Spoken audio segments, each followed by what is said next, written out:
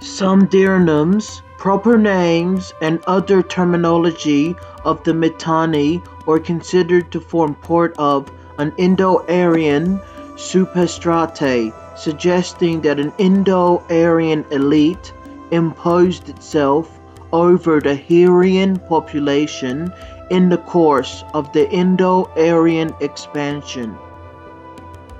In a treaty between the Hittites and the Mitanni, between Suppiluliuma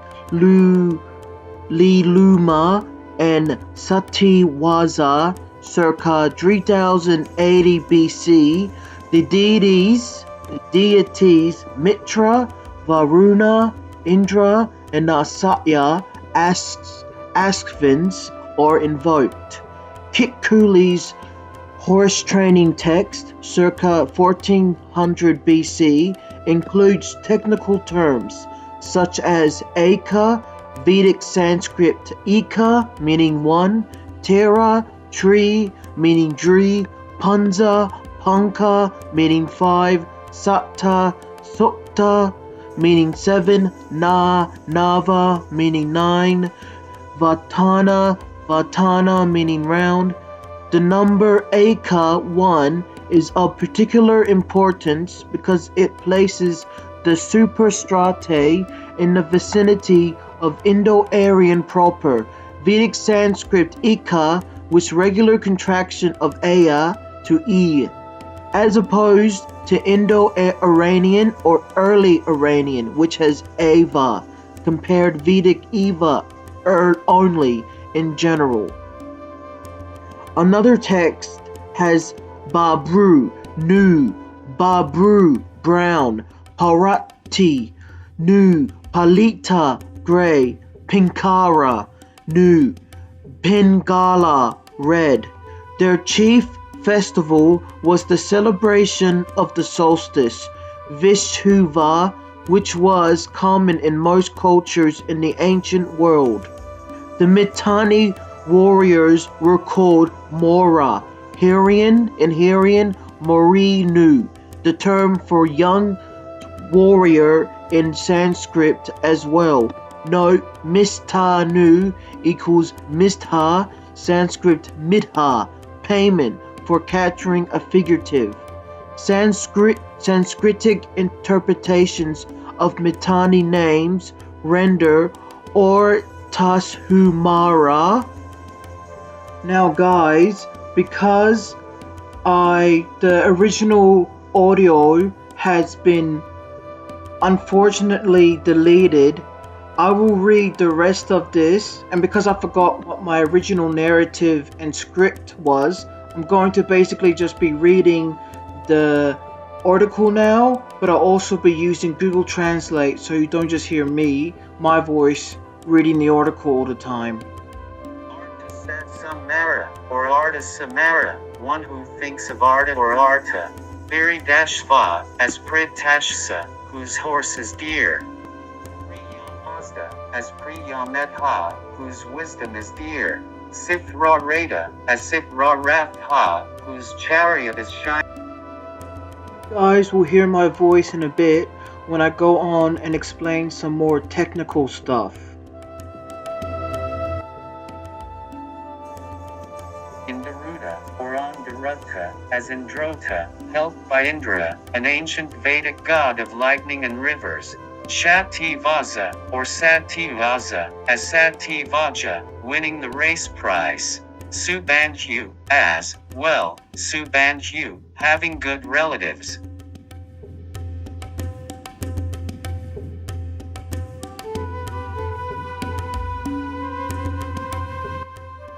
A name in Palestine. Tushratha, as Tuish Saratha, Vedic Aryan, T-Vest Saratha, whose chariot is vehement.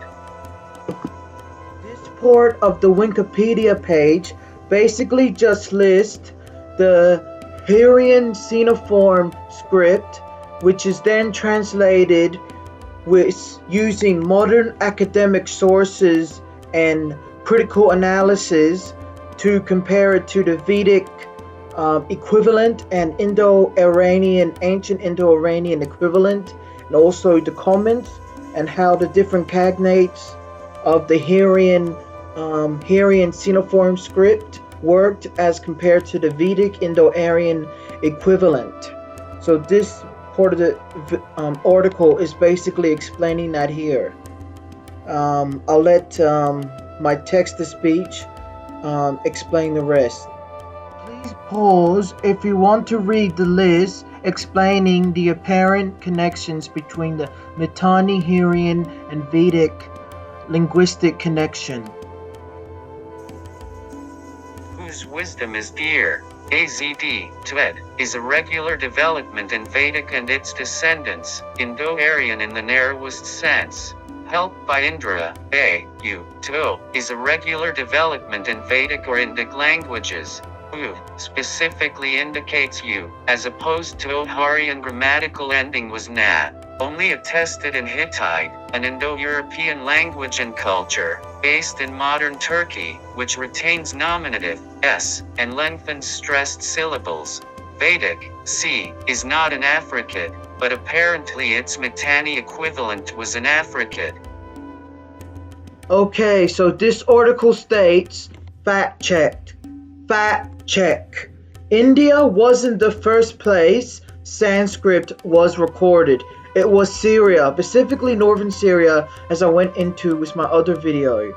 The first place the Sanskrit language was recorded was with the Mitanni-Hurrian people in northern Syria. And of course the Narendra Modi government deeply celebrates the Sanskrit heritage and its language. Now this shows right here, it shows the Mitanni in the orange, Hurrians right in the it shows them right on top in the northern part, right in the vicinity of northern Syria. And the interesting, I'll just let you read this article here, pause if you need to. But the interesting thing here is that in the yellow there is the New Kingdom of Egypt. Now the New Kingdom of Egypt had very big battles, a lot of battles between the Indo-Aryan elite of the Mitanni-Hurrian people. The New Kingdom of Egypt's pharaohs, and the Indo-Aryan elite of northern Syria, which ruled over the Hurrian Mitanni people. Those pharaohs and the Mitanni Indo-Aryan elite clashed like crazy. But there's one thing I want to tell you about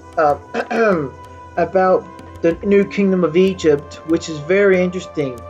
So I wrote here, Egyptian hieroglyphs gave rise to the Proto-Sinaean alphabet, which later gave rise to the influential Aramaic, Hebrew, and Punic writing systems, which greatly influenced actual aged India, which was roughly the 600s BC, and the Indians adopted the Aramaic writing script and alphabet and incorporated it into their Brahmi language, the Melanesian, that's not how you say it. The Malay and Thai languages are descendants of ancient Brahmi scripts. There you go. So I'll just let you guys read all that. I'll get back to my text-to-speech guy, and he can read out the rest for you. But actually, before I actually get him, let me actually read some of this on my own, because this is obviously I'm recording over a previously recorded video because the audio got messed up in my last video. So let me just see if I have enough space here. It says here, the Mitanni worshipped the same gods as those in the Rig Veda, but also had their own local ones. They signed a treaty with a rival king in 1380 BC, which names Indra, Varuna, Mitra, and the Nasatyas as or divine witnesses for the Mitanni. While modern-day Hindus have mostly stopped the worship of these deities, these Mitanni gods were also the most important gods in the Rig Veda. This is a striking fact, as David Anthony points out in his book, The Horse, the Will, and the Language.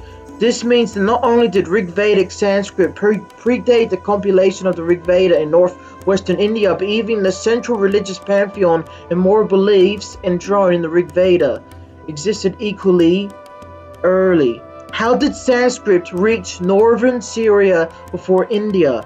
What explains this amazing fact? It says here, was the whole world Hindu once upon a time? Was the Kaaba in Mecca once a sibling? Unfortunately, the history behind this is far more prosaic.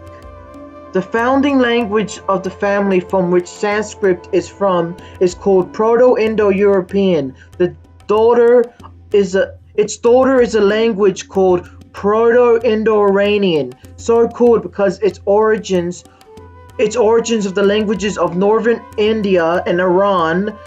Linguists aren't that good with catchy language names. The World Encyclopedia of Indo-European Culture writes of the earliest speakers of Proto-Indo-Iranian emerging in the southern Ural Mountains in Kazakhstan. These steppe people, representing what is called the Andro-Novo culture, which was an Andro-Novo Neolithic semi-nomadic culture thousands of years ago, first appeared just before 2000 BC. From this Central Asian homeland diverged a group of people who had now stopped speaking Proto-Indo-European and were now conversing in the earliest forms of Sanskrit.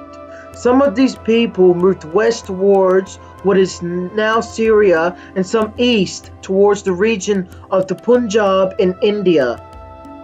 David Anthony writes, the people who moved west were probably employed as mercenary charities or horse charities by the Hurrian kings of northern Syria. These charities spoke the same language and recited the same hymns that would later on be compiled into the Rig Veda by their comrades who had ventured east. These Rig-Vedic Sanskrit speakers usurped the throne of their employees and founded the Mitanni kingdom. While they gained the kingdom, the Mitanni soon lost their culture, adopting the local Hurrian language and religion. However, royal names, some technical words related to territory, horse territory, and of course the gods Indra, Varuna, Mitra, and Nasatya stayed on. The group that went east and later on composed the Rig Veda we know had better luck in preserving their culture. The language and religion they brought to the subcontinent took root, so much so that 3,500 years later, modern Indians would celebrate the language of these ancient steppe pastoral nomads all the way out in Bangkok City in Thailand. Unfortunately, while their language, religion, and culture is celebrated, the history of the Indo-European peoples who brought Sanskrit into the subcontinent is sought to be erased at the altar of cultural nationalism. Popular national myths in India urgently paint Sanskrit as completely indigenous to India. This is critical given how the dominant Hindu-Vat ideology treats geological indigenousness as a prerequisite to nationality. If Sanskrit, the liturgical language of Hinduism, has a history that predates its arrival in India, that really does pull the rug from out under the feet of Hindu-Vat. Ironically, twin country Pakistan's national myths go in the exact opposite direction. Dares of killer Islamists attempt to make foreign Arabs into founding fathers and completely deny their subcontinental roots. So basically that means that Pakistanis see themselves as a more Semitic people group, as a more Arabic or more Aramaic or Semitic peoples than I guess they do Indo-Aryan, though Urdu, the language they speak, is very, it's an Indian language, Hindu language, both national myths, whether Arabic or Sanskrit, attempt to imagine a pure, pristine origin culture, uncontaminated by unsavory influences. Unfortunately, the real world is often messier than myth. Pakistanis are not Arabs, though they do follow us a language that originated in Semitic culture. But I think probably that's where the line ends. Um, in terms of that. And as the Encyclopedia of Indo-European Culture states, the theory that Sanskrit and its ancestor Proto-Indo-European was indigenous to India, which resurrects some of the earliest speculations. And there we go. Now I'll let you guys pause through this part and read through this article. So you're gonna have to pause for this specific article because unfortunately I didn't record enough video space of it. So sorry about that. Yeah. Now that we got that out of the way, this says New Indiology, which is basically the study of India, a space for a space for the diffusion of knowledge and new theories regarding the ancient civilization of South Asia, Sanskrit literature, and the Indo-European question.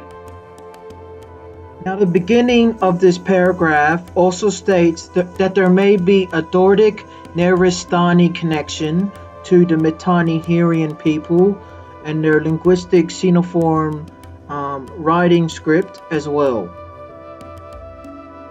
The most repeated reasons for the Indo-Aryan identity is the usage of S instead of Iranic H and Ika, for one. In Ika war tan na, one turn of the horse, instead of Iranic Iwa, attested in Avestin and Old Persian.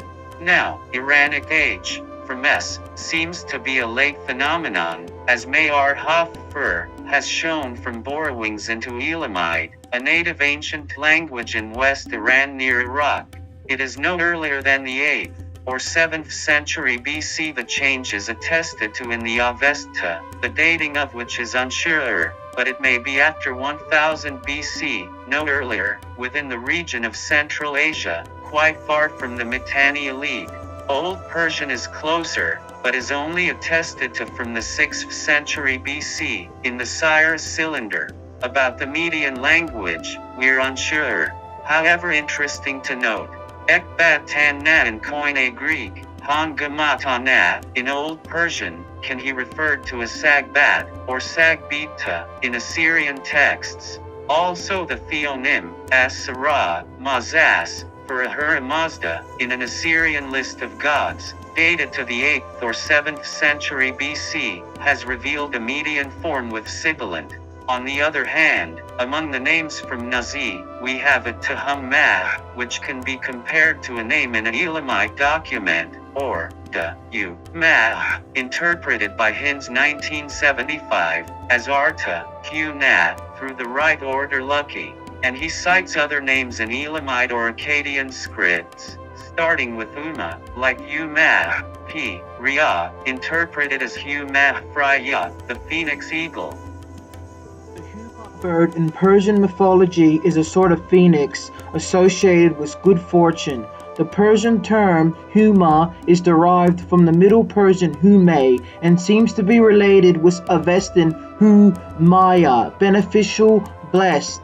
So maybe Art Tahuma means blessed through truth and reveals a form with aspirated sibilant. It can be due to a different dialect, like Old Persian. As to Akka, it is curiously ignored how in many Iranic languages there are terms for one derived from that root. For instance, Middle Persian Ik, Farsi Yak, Kurdish Yik, Zaza Ik. Nerestani languages, besides Askun Ak and a Wagali variant Ik, have forms of Eve, Il. Therefore, the Nerestani connection does not seem so strong. Excuse me. Also interesting is a remark from Royal Wing's article on Kit Cooley's treatise on horse training. Horsfield describes that in 1929, Razas Gas Pahlavi held horse races near the Afghan border of 3, 5, and maximum 9 rounds of 1.4 kilometers, nearly a mile. As Horsfield enthusiastically points out, exactly as in Kit Cooley's and Hasaraz times, and the horses were not tired at all. So it seems that in Iran, the tradition of an odd number of rounds for horses until 9, as in Kit Cooley's description, was still alive in the 20th century, which is actually quite amazing. Of course, another strong argument for the Indo-Aryan identity is the mention of Vedic gods in the treaty between the Hittite king Satpulu Amma and the Mitanni king Satiwaza. Here's a translation: Mitra, Varuna, Indra, and Natsatya. Let us see how is the reading of the cuneiform text in the two versions of the treaty. One for Mitanni and one for the Hittites. So the name Mitra is clear, Indra is rather Indor, and Nasatya is Nasatya with a short A. These are minor differences, but we cannot speak of exact identity with the Vedic forms, and all these three deities are present also in the Avesta. Mithra is one of the main Yazata, or worship deities. Indra and Najha'aya, probably butchered that word, had become important Davas, pagan gods, therefore demons, mentioned in the Vidavad, or Vendidad. Also, Marie Huffer, in the aforementioned article, spoke of gods in the Vedic and pre-Zoroastrian pantheon. We can also notice that before Mitra, there is here the Sumerian sign for plurality, plurality. Oh, I cannot say that word. Why can I not say that word? Of gods. The suffix seal, according to the hypothesis of Fornet, is a dual, as in Vedic Mitra Rano, but there is no confirmation of this, and we would expect the same also for the Natsatyas, who are a typical divine couple. Diakonov observes that C is the morpheme for abstract words, e.g. Sarasi kingship, and I for the plural. Plurality of gods, there we go. Anyway, he translates the Mithraic gods belonging to the sphere of the god of light. According to Georgiri, the suffix seal indicates also concrete objects and nomina actionis, which added to verbal roots. If we consider that Mithra in Avestan means a contract, promise, agreement, friendship, commitment, sort of like the Hebrew concept of the covenant, the Hebrew concept of the Abrahamic covenant in the Bible. And of course, somewhat different, but there's a similarity. And the god Mitra is clearly connected with arguments both in the Iranian world and the Vedas. Maybe we have to do here with the gods of agreement, which would be fine for a treaty. They can also be the spies of Mitra mentioned in the Mahayast of the Avesta. And what about Aruna or Uruwana? Also, these have the signs of plural gods. And the form is clearly not the same as Vedic Varuna, and the identification has been done only because it is after Mitra, here we go, let me go back. With whom Varuna is associated in the Rig Veda. Within the Hittite texts, Aruna is the sea, and is often listed among treaty witnesses, and conceived as a male deity in Hurrian, originated myths. As per the inscriptions available about the Indo-Aryan Mitanni, it is clear that they were only the elite and ruling class. not the local people of the area, and did not speak the same language as the local people. While the locals spoke Hurrian, the Mitanni spoke an ancient Indo-Aryan language. Now you guys just read what is on the screen. This answer on this Quora answer about them. Interesting to note on the map, the yellow again showing the new kingdom of Egypt. It's interesting to note that the Vedic Aryans, or the Vedic Indo-Aryans, the Indic peoples, they had classes and they were fighting with the horse chariots against the Egyptian pharaohs before they overran the Dravidian Indus Valley civilization in northern India. That's I actually find that quite amazing. I would have never guessed that if I hadn't researched this until now. I would have never believed that was true. But history is meant to shock. Well, history is not meant to shock, but this part of history definitely does. So yeah, the Indo-Aryans were fighting with the Egyptian pharaohs with their horses and their chariots long before the peaceful Dravidian Indus Valley civilization saw what was coming. And here it talks about what are some interesting examples of shared Indo-European words, and this map basically shows the this map basically shows the Indo-European language family, and it shows all the ones that are in color. All the colored parts of the map are all Indo-European languages. So the green is Slavic, the red is Germanic, the blue is Latin, the green is Greek, the light blue is Albanian, the brown is Vedic, and there were some other ones I'm sure I missed there as well. And of course there were another color which represented the Iranian languages. So this represents Odia, a language in India. That's the first list. Second list is the Sanskrit, and the third list is the English. So first Odean, second Sanskrit, and third English. So read that.